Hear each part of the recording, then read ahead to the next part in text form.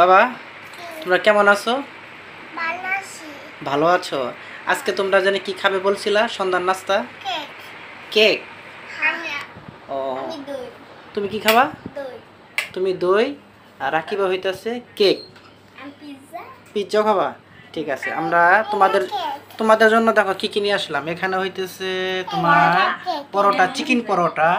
এটা হইতেছে তোমার পিৎজা। এটা হইতেছে তোমার কেক। আর এনেছিলাম হচ্ছে দই। দইটা কোথায় গেল? দই কই? ওর দাদি খাইতাছে। দই। হ্যাঁ, দই না আনলাম আমরা। দই কোথায় গেল? কে খাচ্ছে? তোমার দাদি? হ্যাঁ।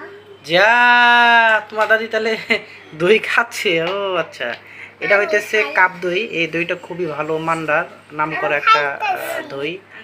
এটা হইতেছে আমাদের জামালপুর দই, বগুড়ার দই। এখানে আসে কাপে করে। তো ওরা দুই ভাই দেখেন দই খাচ্ছে। বড়জন ছোটরে খাওয়াচ্ছে, ছোটজন বড়রে খাওয়াইতেছে। আব্বু তোমরা খাচ্ছ, আমারে দিবা না?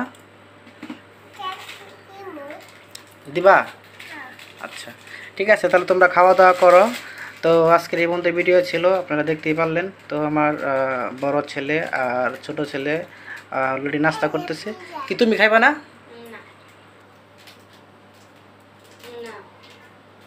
মা আমরা কি করতেছেন বই বে? জর্দা?